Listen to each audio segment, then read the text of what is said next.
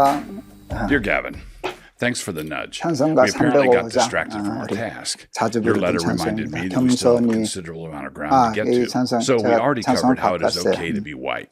Radical, I 305장을 know. 골랐어요. People who are white should be grateful to God for it, 어떻게 but 하면 not proud. 자기를 And people who are 부인하고 black should be grateful 지킬 for that, 수 and 있을까 also 할 not 때요. proud.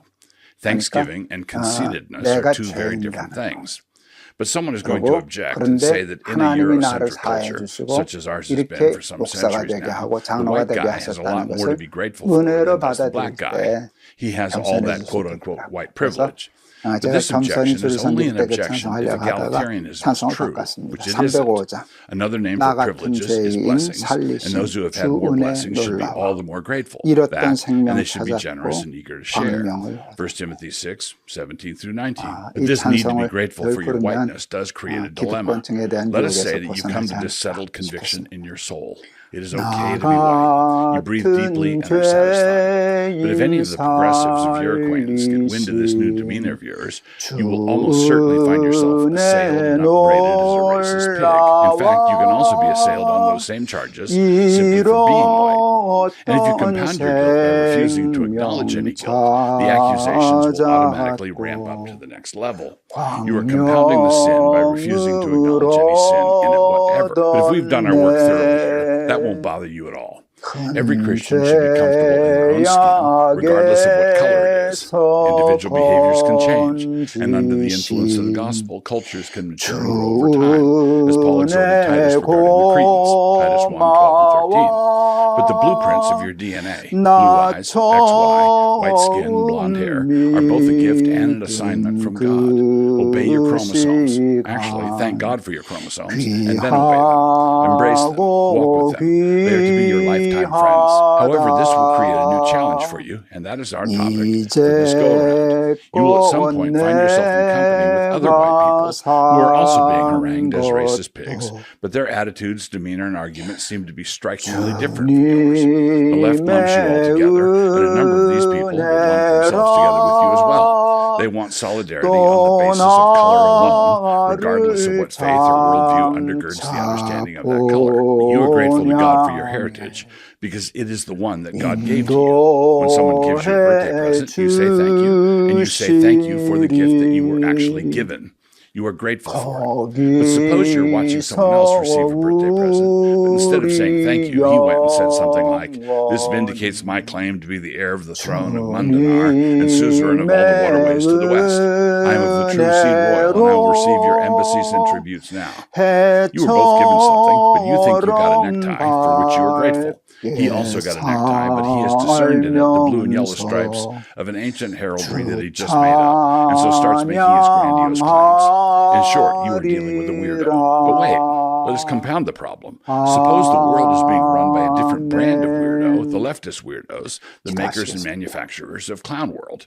These are the weirdos in charge. These are the people who say that anybody who owns a necktie must think they are better than everybody else. They've spent the last half-century attacking all wearers of neckties as colonizers, misogynists, racists, white supremacists, miscreants, and so on. Now, this other fellow with the necktie has apparently decided that if they are going to hang you for a thief, you might as well steal something. And so he is doing his level best to fulfill all the caricatures that they've been throwing about so recklessly. Instead of rejecting the slander and caricature, he embraces it. The question this creates for you has to do with how close you should stand to that guy. You are being accused of being the same thing, but from all appearances, the charges are standard in your case and look to be fairly accurate in his. Now what? You will be attacked regardless, for do you not own a necktie? But the accusations are false. Do you have any responsibility to try to help out the delusional guy, or to stand by him, even if you don't share in his confusion at all? The mere fact that you feel sorry for him, perhaps understanding how he got there, is another strike against you. And sometimes the association is inescapable. He turns out to be your younger brother, for example. But enough of the necktie metaphor. You don't want these things to get away from you. A real resistance to the hegemonic secular project has been starting to form. That resistance is still inchoate, but it is real. There are some genuine encouraging signs. People are starting to wake up to woke, and it is truly heartening to see. But remember, in the meantime, over the last half-century, what has the playbook of the left been? Anybody to the right of Mitt Romney or John McCain has been called a Nazi racist, fascist pig, and a misogynistic cave dweller. 목사가 And 되든 even those two room 장로가 temperature 되든 tapioca rhinos, 권사가 as soon 되든 as they got the 집사가 Republican 되든 nomination, became a 노회장이 Hitlerian 되든 threat to the left. 총회장이 Now, 되든 just the moment when the absurdity 충성만 of all 하고 this slander had gotten to peak 자기 levels, 십자가를 and all 지고 the normies were 자기를 scratching their heads and 부인하고 asking, is it 그것으로 really racist 자기의 to mow your 기득권 lawn? 삼으려고 We 하는 discovered that 유혹에 old Slewfoot, 빠지지 let us call 않는 him, 우리들이 had arranged for a 되게 bunch of people on the 하옵소서. right to pop up and start 그러기 saying a 위하여 bunch of 내가 genuinely rancid and 죄인이라는 malevolent 사실과 things about Jews, 하나님의 about 은혜로 blacks, 구원을 about women, 얻었다는 and we are 사실을 all summoned to listen to 기억하고 these tirades. 하나님의 For are 은혜 these not the sayings of the king 십자가만 of 자랑하고 Mundanar and his 충성하는 friends? 바울 So at 같은 just the 사람 point when the 되게 asininity was going to be 하옵소서. exposed to all, 예수 그리스도의 some 이름을 low-rent 받들어 intellectuals popped up in order to 기도하옵나이다. try to demonstrate to 아멘. the world that the slander was not slander at all. 성경은 Now these people 교만을 are either 패망의 malicious or 천봉이라 midwits or 그럽니다. both, or they are 교만은 FBI 욕심에서 bots. 생겨나겠죠. Just within the last year, 사람 various 누구나 다 Hitler's Christian Prince 기득권층이 memes 되려고 하는 have started to 본능을 circulate 가지고 widely. 있습니다. I even saw a 그게 video 저에게도 that wanted 있고 to lionize the 여러분에게도 있지 1936 않겠습니까? Berlin Games as a 그것과 cheeky 싸우지 exercise of 않으면 white boys 그것에 having their 쏘가 summer 넘어가면 fun. And you may 우리는 have seen the 복음을 online 받아들일 ruckus that 수 없는 happened after I said 체질로 that the maker of 바뀌게 that 되는 video 것입니다. was presumably a Fed. 내가 죄인이었던 Some folks 것과 admonished me for slandering 지금도 the poor fellow 죄인이라는 like that, 사실. but it was a joke, 그럼에도 not a slander. 불구하고 But 예수님의 even as a 십자가로 joke, it had a 말미암아 sharp edge. If 사함받아서 that guy 하나님의 actually 일을 were 하고 a 있다는 Fed, he 사실을 wouldn't be doing 할 anything 수도 differently 있지만 at all. He wouldn't be 십자가만 behaving any 자랑하고 differently. And he would 자기는 also be due a 부인하고 raise and a promotion, for he is doing 끝까지 a fine 하나님을 job. 믿고 His 전하는 assignment 삶 would have been to 사는 make all 저와 여러분 activists on the 되시기를 right look 바랍니다. like they were either morons or 여러분 malevolent, and to 감사합니다. make any responsible 여러분 conservative leaders look 사랑합니다. like they were willing to harbor 내일도 morons or the 뵙겠습니다. malevolent. Let us take a lesson from the Ray Epps episode. Americans are terrorists. Yes, you are. Yes, you are. Guys, I'm not saying they've already given up their American. So I'm going to put it out there. I'm probably going to go to jail for it. Tomorrow, we need to go into the Capitol. Into the Capitol. What? No! Peacefully. Fed.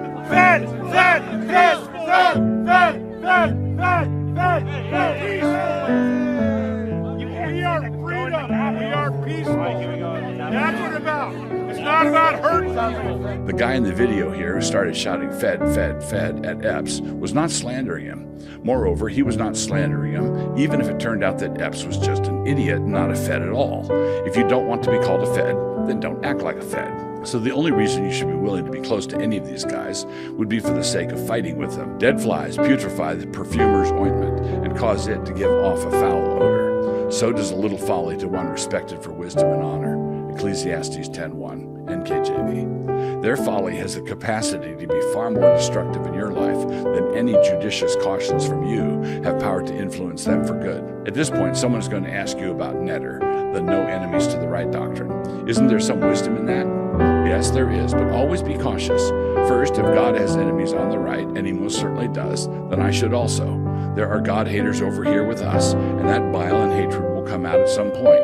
You don't want to be standing next to it when it happens. So then, what is the element of truth in Netter? You must not have enemies to the right simply because the left demands that you denounce somebody who said or did racist X, sexist Y, and problematic Z. Lies are the stock and trade of the left, and they have successfully gotten many conservatives to flinch instinctively and to counter-signal and punch right simply on their say-so. But their say-so is notoriously unreliable. Don't ever obey them. So I didn't attack that video because the left wanted me to. I attacked it because Christ wanted me to. And that was because it was either made by an oaf, an orc, or an operative. It is also worth mentioning that I don't accept the common metric that locates Nazis on the right. They were nationalistic socialists who were teamed up with Stalin for the first part of the war. We should want nothing whatever to do with them, meaning that I'm not trying to break up a coalition here. I want to deny them entrance into the coalition. One last thing.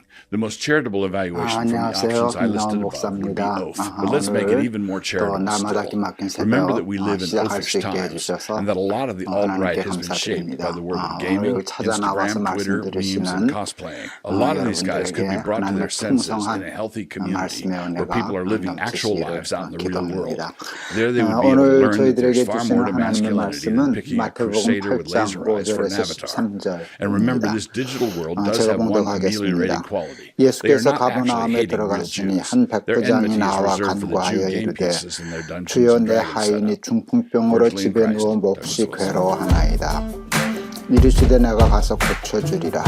백부장이 대답하여 이르되 주여 내 집에 들어오심을 나는 감당하지 못하겠사오니 다만 말씀으로만 하옵소서. 그러면 내 하인이 낫겠사옵나이다. 나도 남의 수하에 있는 사람이요 내 아래에도 군사가 있으니 이더러 가라 하면 가고 저더러 오라 하면 오고 내 종더러 이것을 하라 하면 하나이다. 예수께서 들으시고 놀랍게 여겨 따르는 자들에게 이르시되 내가 진실로 너희에게 이르노니 이스라엘 중 아무에게서도 이만한 믿음을 보지 못하였노라. 또 너희에게 이르노니 동서로부터 많은 사람이 이르러 아브라함과 이삭과 야곱과 함께 천국에 앉으려니와 그 나라의 본 자손들은 바깥 어두운 데 쫓겨나 거기서 울며 이를 갈게 되리라. 예수께서 백부장에게 이르시되 가라 내 믿음대로 될지어다 하시니 그 즉시 하인이 나으니라. 우리 예수 믿는 사람들은 이제 보통 은혜를 받거나 이렇게 감동을 받으면 아멘, 아멘 이제 그렇게 아멘을 말하죠.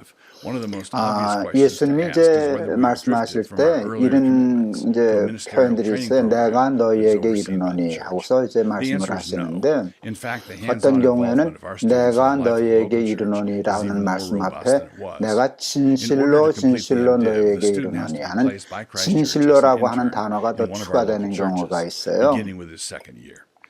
제가 신학대학에 다닐 때 외국에 어느 그 신학자가 목사님이 오셔서 설교를 하셨는데 그때 이 말씀을 하신 게 기억이 나요. 그 신학학자셨는데 그때 예수님이 말씀하신 진실로가 아멘이라는 거예요.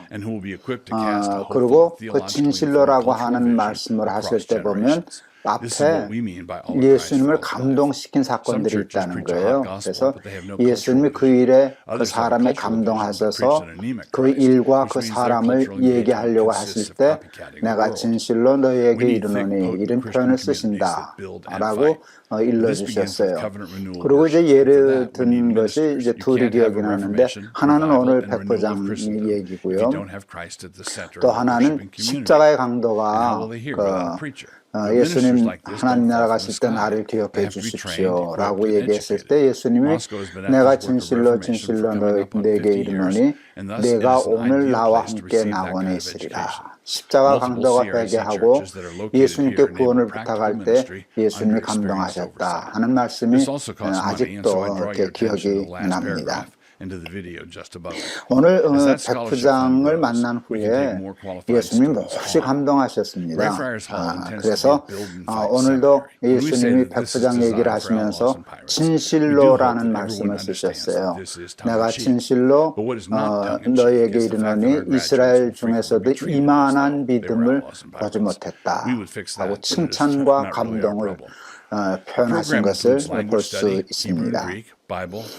무엇에 감동하셨을까 하는 생각을 해봅니다. 백부장의 어떤 모습에 감동하셨을까? 첫 번째, 백부장은 군인 아닙니까? 여러분 로마 시대의 군인이 얼마나 대단한 사람입니까? 우리가 외정시대 때 식민지 시절 때 여러분 그 일본 군인 일본 경찰, 순사, 여러분 얼마나 무서운 존재였습니까? 식민지인 우리나라 사람들에게 그들은 정말 무서운 권력자들이었죠. 군인은 명령하는 사람입니다.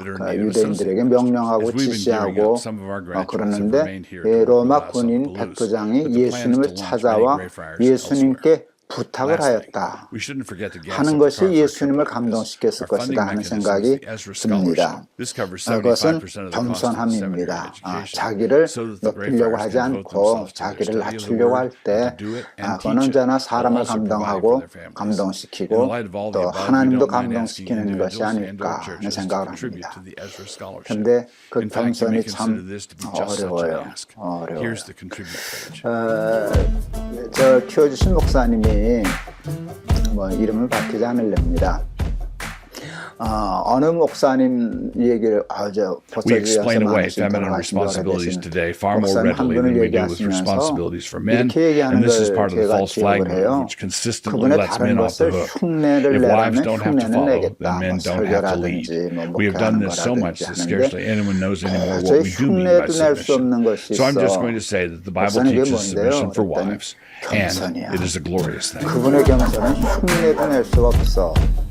하고 그분의 겸손을 그렇게 부러워하시던 모습이 아직도 기억이 납니다. The teaching of Scripture on this subject is perspicuous and plain. What God requires of us in our marital duties is taught in multiple places and not in obscure ways. 2. We live in a time when honest exegesis is routinely threatened with calumny, and there are frequently honors and rewards for dishonest exegesis. It should not be surprising that we are getting less and less of the former and more of the latter. 3. Natural revelation teaches us the natural submission of the wife to the husband.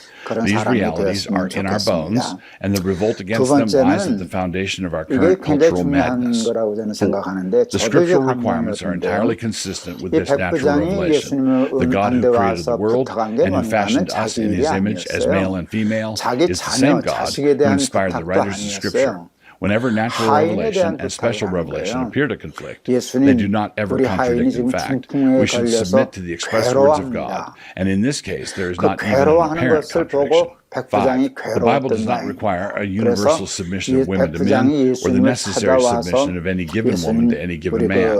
The Bible requires women to be submissive to their own husbands, which is a protection against having to submit to men in general. Further, because no one can serve more than one authority, the scriptural teaching amounts to a prohibition of a woman submitting to other men. Nor does Scripture require new absolute submission to her husband. No authority in this fallen world is absolute and includes the authority of a husband. When the authority of a husband turns rancid, a wife should receive the help of fathers, brothers, friends, and or elders to help her stand up against it. I've been involved in this sort of intervention more than once. 6. At the same time, in a healthy society, if wives are generally submissive to their own husbands, there will be a cheerful deference to the leadership of men generally, a reality to be welcomed and not resented. This is a deference to the fact of male leadership, not the quality of it. When male leaders are tyrants, fools, and scoundrels, godly women will have as much objection to it as godly men do. 7. The requirement of submission within marriage does not prohibit the occasional circumstance when a woman in civil society finds herself in a leadership role over men. Deborah, Esther, and Lydia come to mind. At the same time, when feminine leadership becomes widespread and common in a society, it is not a sign of progress at all, but is rather a sign of cultural decadence driven by male fecklessness. 8. In Christian theology, there is no tension between authority and submission on the one hand and essential equality on the other. God the Father is the eternal Father to the Son, and yet the Father and Son are equally the one true God. The husband is the head of his wife, and yet they are one flesh. Men and women stand on level ground when it comes to being created in the image of God, Genesis 1:27, when it comes to the fact of our fall into sin, 1 Corinthians 15:22, and when it comes to our position in Christ, Galatians 3:28. Men and women are clearly equal in these senses, and so the teaching of the Bible elsewhere on the submission of a wife to her husband means that submission to an equal is not an incoherent concept. 9. Women have a deep creational need to be loved and led, so that they might submit and follow, and men have a deep creational need to be respected and followed. And when these needs are thwarted or otherwise frustrated, the end result is deep unhappiness for both sexes. 10. At the same time, because of the curse that followed the fall, women have a deep resistance to dutiful submission, even though such submission would lead them into the joy and true satisfaction that comes from obeying God. It may or may not improve the marriage, depending on his sin issues, but it will most certainly improve her walk with God. The prophecy that her desire should be for her husband was not speaking of romantic getaways, but rather predicting that there would be a struggle for mastery. So instead of trying to gain mastery over her husband, she should struggle to gain mastery over this besetting impulse within herself. 11. The Bible does not teach husbands to enforce the requirement that was given to their wives. Since true submission is a matter of the heart, rendered by grace through faith, a husband does not have the capacity to make this happen. His first task is therefore to love his wife as Christ loved the church. He is to lead by example. 12. The fact that husbands cannot mandate or manufacture this does not make it any less mandatory. Wives are to be submissive to their own husbands in everything. The marriage service rightly includes a vow for the bride to obey her husband. 13. The relation of head and body is a constant relation, one that does not come and go. It is not the case that the husband has mere tie-breaking authority. 14. Liberty for Christian wives cannot be enjoyed outside of their appointed sphere. A woman who rejects her obligation to love, honor, and obey is like a bird who has thrown away the constraints of having wings. 15. Submission is an erotic necessity. The abandonment of this basic marital responsibility is the cause of much unhappiness and has also been a cause of the resultant pursuit of erotic delusions offered by multiple partners or by various perversions. 16. Submission practiced poorly does not discredit those who practice it well, and neither does it vindicate those who do not attempt it at all. And conversely, the decision to accept the Bible's teaching on this subject does not obligate one to defend the many appalling things that are done in the name of following the scriptural pattern. A math student who does all his problems wrong and the student who refuses to do them at all have far more in common with one another than they do with the student who did his assignment properly and turned it in on time. 17. The liberation of women was a false flag operation. The true goal was the liberation of libertine men. And in our day, this was a goal that has largely been achieved. These were men who wanted the benefits for themselves that would come from easy divorce, widespread abortion, mainstream pornography, and a promiscuous dating culture. The early 20th century was characterized by the Christian wife. The early 21st century is characterized by the tattooed concubine. And these sons of Belial have the chutzpah called progress for women. 18. The general dominance of men over women is inescapable. And so this means that when godly rule, via submission in the home, is relegated to the margins, it will be replaced by an ungodly domination over women everywhere else. We cannot succeed in placing men and women on the same footing, but the attempt to do so can most certainly result in Bruno taking his showers at the YWCA. 19. The God who gives us our commands is the same God who designed and created us. His commandments are therefore good, righteous, and true, and they fit perfectly within the creation order. As wives seek to learn how to live these principles out, they are trying to overcome sin. They are not trying to overcome their nature. Rather, they are growing up into their true nature, which is the only liberation that matters. 20. Submission that is invisible is not really submission at all. As submission is cultivated in the home, it needs to be expressed. It cannot exist as a set of hidden resolves or good intentions. Respect must be verbalized, and the demeanor of submissive deference must be plain to everyone in the home. 21. For each one of these theses, there is, of course, a corresponding set of responsibilities for the men. Not only so, but the failure of men to conform to God's pattern has been more spectacular than the failures of women. But I'm not listing those responsibilities here because we live in a time such that whenever submission is mentioned, we rush to explain, qualify, contextualize, and otherwise assure the world what we don't mean. We explain away feminine responsibilities today far more readily than we do with responsibilities for men, and this is part of the false flag movement which consistently lets men off the hook. If wives don't have to follow, then men don't have to lead. We have done this so much that scarcely anyone knows anymore what we do mean by submission. So I'm just going to say that the Bible teaches submission for wives, and it is a glorious thing. 얼마나 좋을까요? 우리 사랑하는 날마다 기막힌 새벽 우리 친구 여러분들, 정말 하나님의 감동이 되는 삶, 어떻게 하면 주를 기쁘시게 할까? 주를 기쁘시게 할 것이 If only there were a band of Burkean conservatives out there who were engaged with culture and who were committed to a Kuyperian version of resourcement and historic reform practice. If only there was something like that.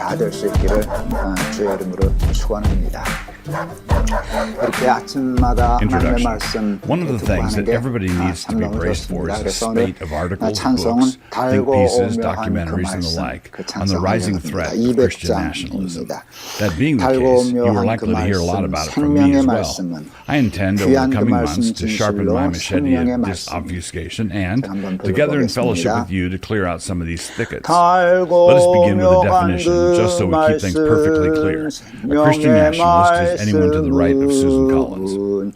귀한 그 A recent article at Mere Orthodoxy recognized this problem. The author, Miles Smith, was not objecting to the uselessness of Christian nationalism, but rather to the uselessness of the term Christian nationalism. In his article, Smith makes a number of shrewd observations with which I am in hearty agreement, and I like his intellectual honesty when it comes to historical theology. He does recognize that the magisterial reformers had an attitude toward the civil magistrate that was not secular. So there's some good stuff here, and I agree with him that a term of abuse that is currently being used to marginalize any and all conservative believers is not necessarily the term we would have picked to describe our position had we gone out shopping for a term, which we didn't. At the same time, 3 cheers for Christian nationalism, and I hardly ever use exclamation marks. The reason I say this is because also at the same time, I think Smith is overlooking a couple of important points. What are they, you ask? I'm glad you brought it up, I replied. The populism issue. In order to get a grasp of the biblical background on this particular issue, I would refer you all back to an important piece I wrote back in January 2021. What are we to make of all the Jesus mobs in the New Testament? And why does it matter? Mobs are mobs, and angry mobs are angry mobs. Smith is exactly right about Luther's dim view of the peasants' revolt. At the same time, do we not sometimes wonder if the peasants, humanly speaking, might not have been severely provoked? Is it possible that they had been goaded right up to the point of human endurance? Yes, this is possible. This is because mobs are not only mobs, elites are elites, and corrupt elites are corrupt elites. Because human governance is inescapably hierarchical, it is therefore really important that the rulers conduct themselves in light of God's revealed will. Because if they don't, and they get into a mindset where they answer only to themselves, if they appoint themselves to occupy the role of secular lords, this means that they will start to do all manner of unconscionable things. They begin to beat the male and female servants, and they eat and drink, and they get drunk. Luke 12:45. Quote, the prince that wanteth understanding is also a great oppressor, but he that hateth covetousness shall prolong his days. Proverbs 18:16. I'm quite prepared to believe that the rioting mobs in Sri Lanka are capable of any number of dirty deeds. Angry mobs do what angry mobs do. I do not view them as a surging flood of righteousness. When the dam gives way, the water flows where it's going to flow. At the same time, we should be willing in principle to have a few words with those bringers of uplift who decided in their great wisdom to blow up the dam. In the name of preventing climate change, a number of restrictive laws were introduced in Sri Lanka, which rendered the people incapable of feeding themselves. When this kind of thing happens, the people frequently develop opinions on the matter. The ruling elites running the current secular order are so mendacious, so corrupt, so incompetent, so duplicitous, so leprous, so diseased, so full of themselves, so hypocritical, so lecherous, and so godless. The end result of all their schemes for ushering in their endless sunshine and high-speed rail is that they have determined to blow up any number of dams. They've done it in the UK, in the Netherlands, in Spain, in the United States, in Sri Lanka, and so on. What this means is that I don't have to defend the mobs because I'm not the one who caused them to form. Somebody else did that. What we are dealing with is grotesque mismanagement by the elites, and at levels such that a form of grandeur creeps into it. Me, you don't want to blow up that dam. Them, but this would allow the salmon to swim upstream freely. Me, I dare say, but you still don't want to do it. Them, the engineer who designed this dam went to a party in blackface once in 1977. Me, still it would be enormously destructive to blow it up. Them, we're gonna, because Antifa rocks. Kablooey, sound of a towering wall of rushing water. Them, aye. Me, this is what happens. Them, why are you defending the J6 incursion? Me, I'm not defending anything, I'm explaining. And the explanation includes the fact that you are the ones fomenting all of this. The, Moscow issue. I'm going to keep this conclusion relatively short because whenever I'm forced to talk about the influence of the Moscow Project, I'm acutely aware of the fact that I'm trapped between the Scylla of Proverbs 27:2 and